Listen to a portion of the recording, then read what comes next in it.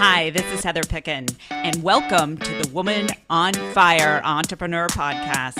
How to break through anything, become unstoppable, and be profitable. Learn how to align your mind. Yeah, I call that activating your money mojo. Market to your ideal clients and make money doing what you love. Tired of struggling and trying to figure things out? Do you tend to stop when things get tough? Well, I'm here to steer the ship out of the sea of overwhelm so that you can attract money and success in your business now. Grab your favorite beverage, let's fire it up, get inspired, and live life at your highest potential. Here's Heather with her co-host Chihuahua, Frankie Lee. Well, hello, everyone, and welcome to another episode of the Woman on Fire Entrepreneur Show. And as you're seeing us either on video or you may also be listening to us in iTunes. So it's very important that you do me a big favor. I have a couple of asks, is to rate, review, and subscribe to the show, because that helps other listeners that are looking for shows just like this. And this show honestly is all about helping you, inspiring you, giving you the best strategies to grow your business. And one of the topics I love that we're going to be discussing today is being consistent in your business. And I just love that topic because that is so critical to being successful. So I want to welcome my guest, Katie Wyatt. Katie, thank you so much for being my guest today. Thanks for having me, Heather. It's awesome to be here. And you're all the way from Australia. I sure am, which you can probably tell from the accent. But yes, I'm down here in Oz. Yeah. I like to think I can do a good Australian accent, but maybe not. That's another show. I'm a little goofy and silly. But Katie, can you share with our viewers and our listeners a little bit about yourself before we go into the topic today so that they can have kind of an understanding of your background? Sure. Well, and thank you again for having me. But I run a business called The Wellness Entrepreneur, and I coach wellness entrepreneurs, funnily enough, who are starting out in business, but also when they get to that stage of needing to leverage and scale. And I just love working with wellness people, because I kind of went on my own wellness journey over the last 10 years. I've had cancer a couple of times, and I've realized very quickly the importance of all of the healers that are out in the world. So whether they're wellness coaches or yoga teachers, whatever they are. And for me, what I've found is they're not, they don't want to be focused on marketing, and it's not necessarily their strength, whereas it's what I love to do. So that's kind of why I started the business that I did. And I also have a podcast like you, Heather. I love the podcasting format, and I teach podcasting too, because I think it's one of the best ways to get your message out there and grow your authority in your field. I love that. It's such a great story. I'm just kind of curious with, and I'm sure a lot of people can relate to this, either if they're wellness entrepreneurs or just entrepreneurs in general. When you are sick in your business, like you had cancer, what do you do with those clients that are dealing with some kind of health condition or dis-ease in the body, as it relates to being consistent and being able to work on your business? Do you tell them, stop what you're doing, just, focus on yourself, or do you have a different approach? Look, I mean, for me, when I was sick, I was in a day job, still in my corporate career. And fortunately, I had a lot of support in those places. So I was able to do what I could do at the time. And I think if you've got that flexibility and opportunity, health is the most important thing we have, and it's more important than business. It's more because once it goes away, you realize how much we take it for granted. So for me, health and wellness has to come first, but I think if you want to carry on a business whilst you're going through something like cancer treatment, and there's nothing to say that people don't and can't do that if that's what they want, then you've just got to find a new pattern of consistency that works for you. Yeah, I Totally get that. And, I want to talk about, the whole theme is about consistency. And, I look at like my workout routine, that is something that is ingrained in me. I work out at the top all the time. There's maybe a few days that I miss if I've got like a busy work schedule. But in order to get results or keep the results that you want, you've got to be consistent. And I talk about this in my business to my clients. And so let's talk about, some of the mistakes that coaches out there are making, or any kind of entrepreneur not having some kind of system with consistency. Like what happens as a result of not being consistent?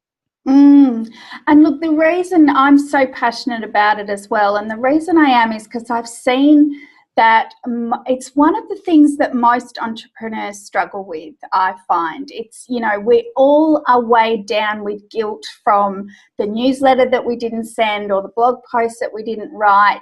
And it's so easy to fall in a heap when you miss one thing and then you just miss everything. And so, but what I've found from being really consistent with my podcast, particularly over, it's been almost a year and a half now, but I really spotted this within a year, is that it is the thing that the single biggest factor in my success and the longevity of a business. And I think that, people starting out in online business, they're often looking for that silver bullet, like what's the thing that's going to make me big quickly, and there is no silver bullet, but if there's anything that's close to it, I think it's consistency and showing up consistently and committing to something. But in terms of the challenges, what I see mindset as being one of the major challenges, because what I find when you talk to people about being consistent, there's a lot of guilt attached to it, particularly entrepreneurs that are much more in the sort of spiritual space. It feels like something that's not intuitive, and that can feel like it goes against everything else they stand for in their business. And so their mind is turned to it as a negative, or we think it's a hard thing to do. We tell ourselves it's not possible if we're also raising a family and running a business, or it makes us boring because we've set up a system and we have to do something when we said we're going to do it. So I just think all of these things that we bring to our perspective on consistency just ruins it for everyone. And so my goal is to make it sexy again and fun. Absolutely. Yeah, you got to have fun. And I know personally for myself, and then of course when I'm coaching my clients, if you're filling up your days with high priority things, then you're going to feel, inspired. You're going to be feeling inspired and talking to prospective clients and doing what you love to do. But if you don't have any consistency, any routine, then you're like on Facebook and you're doing things that you shouldn't be doing, watching, the 10 cat video in a row, you're like, wait a minute, where did the day go? Absolutely. I think, having a structure, and you mentioned system already, and I just think that is absolutely it. Like, you've got to have a structure around what works for you. And it doesn't mean that every structure that you hear about is going to work for you. Like, you hear a lot, particularly in the podcasting and blogging worlds, about batching tasks. Batching doesn't work for everybody, but if that doesn't work for you, there will be some type of structure that will work for you, and you have to find what that is. So for me, I respond really well to external deadlines. I'm a deadline junkie. So by booking in interviews or booking in, the producer I use to edit my shows, that means I have to deliver because they're waiting on me or I'm about to meet them. So, you've got to find the structure that you really respond to, and then treat whatever you're doing like you're pro. So, sometimes when we're doing the content marketing thing, and that's the things I find people mostly struggle with being consistent about, is the, putting themselves out there on a consistent basis. Treat it like you're being paid for it. And so if that means investing in a course or investing in a webcam or a really nice microphone, like you've got a really nice microphone there, I have a gorgeous one too. That's a constant reminder that you've invested in that commitment to being consistent at something. And I think that does a lot to kind of bring that mindset up to that, well, this is just a non-negotiable. This is what I do. Absolutely. No, I love that. And just kind of finding your own natural rhythm in your routine. Like I have a theme for every day. And one of the themes for my talk shows is Talk Show Tuesday. So I'm either getting guests or I'm interviewing guests, just like today. And it just makes it very easy and fun because I know I have to get ready. I got to be on camera and then have everything ready for my guests. Whereas the other days are going to be more marketing, they're going to be more sales calls. So I think if people just have structure, I think that's really critical. I also think, and I would love to have your thoughts on this, one of the things to being consistent is hiring team, like having a virtual assistant. And I've got a lot of people on my team that have different roles, but I will say this, one of the things that I find is really valuable in creating consistency is getting that team member that actually checks in and tells you, okay, you need this, sort of like a project manager. And one of the tools that I've actually started using, because I'm really into tools that will integrate with working with my team, is Wunderlist, Wunderlist.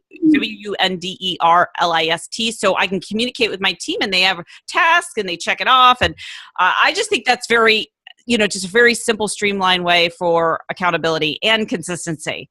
Oh, I totally agree. And I haven't heard of that system. I use Asana, but it sounds like it's pretty similar, like a project management tool. Mm-hmm. And I think you're right. Like, I find particularly new entrepreneurs often say if there was anything they could add to their business right now, it would be a virtual assistant. But what I've seen from working with a number of virtual assistants and helping other people who are working with them is that if you're not clear about your own system and process, you will not work well with a VA. I think people think I just need somebody else that's like me that can just a spare pair of hands. And it's like, that's not actually the right attitude, I don't think.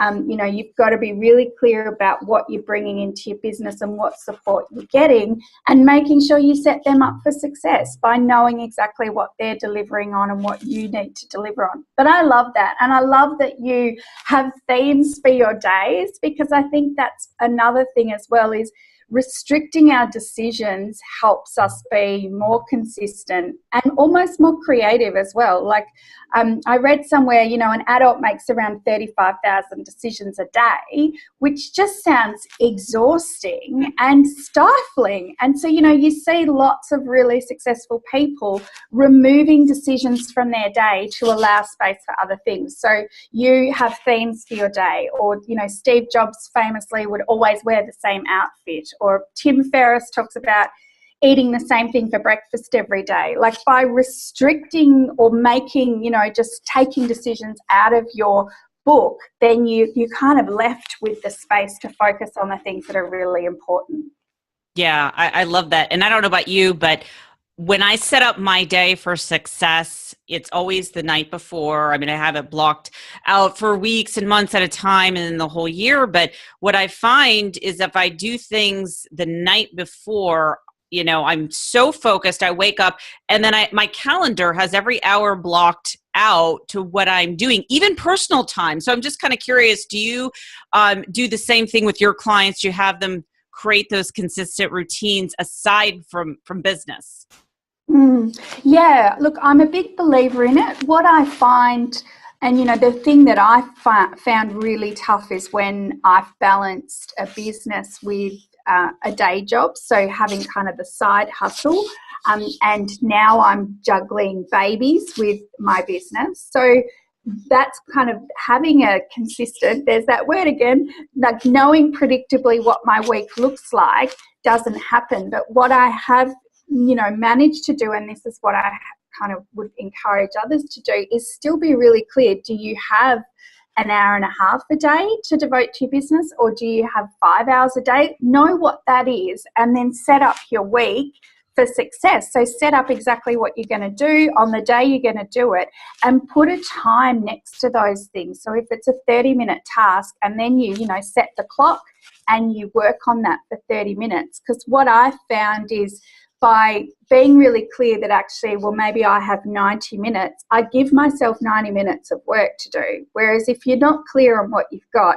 you'll overpromise, you'll think you're going to do 50 things, you don't know what you're working on, and you end up disappearing down a Facebook hole and you get none of it done. Yeah, we don't want that to happen. Don't go in the Facebook hole. No more cat or dog video. It's so funny because my mom is not an entrepreneur, and yet every day she's sharing and I've got a Chihuahua, so she's sharing like any video or picture about Chihuahuas. As much as I love them, I'm like, I cannot have that in my PM box. And it's just kind of funny. So what I have to do as far as creating a routine, like I'll have to get out of Facebook, so I don't even watch that. There's designated times. I have my goof off times where I allow myself to, watch that cat or dog video. Yes, I'm guilty of it. But there are times, I've got my times. But, for me, I have to shut all that down, and I'll actually, like I think you said, timing yourself, I'll time myself. And I find that the more I get a handle on my time, actually the less hours I'm working. And I'm sure you probably, find that to be true as well. Yes, definitely. I think doing those, really focused sprints of work, or whatever you call them, whether you're using the Pomodoro technique or whatever is your thing, by just focusing on one task for a focused period of time, you will get more done. I mean, it's just the multitasking thing, I think, is a myth that's been debunked many times over. And so I think if you respect that, then you will find you get so many results, or much faster results. And I think, it's important what you said about you've still got to give yourself that time for the fun stuff and the time to actually go, do you know what, I am going to disappear down a Facebook hole, but I've got my alarm set, so I'll come back in half an hour. Because that's what evens out. Like, we can't all be like, on fire 24/7. We've got to give ourselves balance to that. And, one of the productivity people that I admire once said to me, you've got to aim for average. And, that doesn't sound sensible to begin with, but when you think about it, it's like, well, if you're just going at the average level and you've got your peaks and you've got your troughs, but you're balanced overall, that's going to be much more sustainable than having a week where you're right up high and you gun, and then you fall in a heap and you're burnt out and can't do anything for 2 weeks. So I kind of like that approach. Yeah, I really believe in having a balanced perspective, because if you're like, I'm going to get all this done, and and you don't, and then you start beating yourself up, you're going to have your if you were to rate yourself, your 10 points for the day, 10 being the highest, then you're going to have maybe 5 the next day, maybe a 1 point day. So it all balances itself out, and I think those are some really great points. And I want to talk, before we go, I want to talk a little bit more about mindset, because you mentioned that in the beginning of our interview, because I find that people, or I should say, do you find, I know my personal belief is people will unconsciously sabotage their success because they don't have the routine. The fear gets in the way. So I was wondering if you could share a little bit of your insights and your wisdom on that subject. Oh, absolutely. And look, I think, I've seen some of my podcasting clients have done this, where they've worked really hard to get their podcast up and launched, and they're so excited, but then they'll subconsciously do things that just completely undermines their own success. And I did it when I launched my podcast. I didn't tell anybody. I just launched, like it was like I was, giving a performance to an empty room. And, fortunately, I still had quite a few downloads, and that was enough to kind of give me that momentum to keep going. But it's amazing the things that we do to trip ourselves up and to not be consistent. And I think that comes when we don't have that process, and consistency only comes when we're in a certain mood, like, I'm feeling productive today and I'm really energetic today, so I'm going to put out a blog post, or I'm going to write that thing, I'm feeling creative. But if we rely on those, energetic kind of lifts to drive our business, it's never going to be consistent, because we don't know when we're going to feel that way. So we either have to just build in those frameworks so that it's almost, again, the decision's taken out of your hands. You just get up, this is what you're doing, and you do it. and you're done and you're in your flow and that's it. So, I mean, I don't know how to solve it. I still struggle with self-sabotage myself. I don't think it ever goes away with anybody, but I think being really self-aware about those behaviours is the starting point, and putting in as much structure as you can that exists outside of your own emotion energy level is key to kind of keeping going through those moments. Absolutely. And I will say one more thing about this, about being consistent. There is a quote that says, whatever gets measured gets improved. And it's so true. I mean, if you're consistent, you're going to get better results. You're going to build your list. You're going to get amazing clients. So, you have the consistency and you can measure it. And I find, that if people are not being consistent, even if we're looking at a workout routine, you're not going to get the results that you want. So, the key, the success, healthy relationship, workout routine, business is being consistent. And Katie, thank you so much for being my guest today. And before we leave, if you could share with our listeners and people that are watching where they can learn more about your work. Absolutely. And thank you so much for having me. I'd love talking about this topic.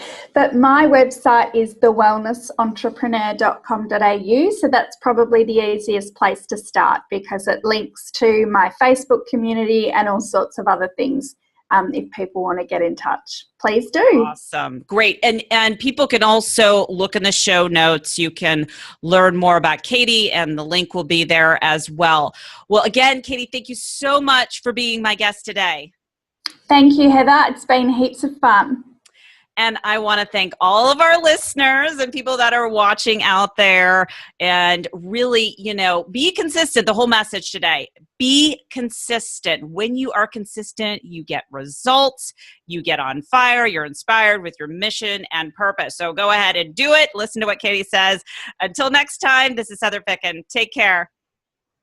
So if you found this show to be helpful, please hashtag WOFE, that stands for Woman on Fire Entrepreneur, and subscribe to this show in iTunes and leave me a review. I want to know how these shows have helped you. I also want to know the number one thing that you're struggling with the most in your business.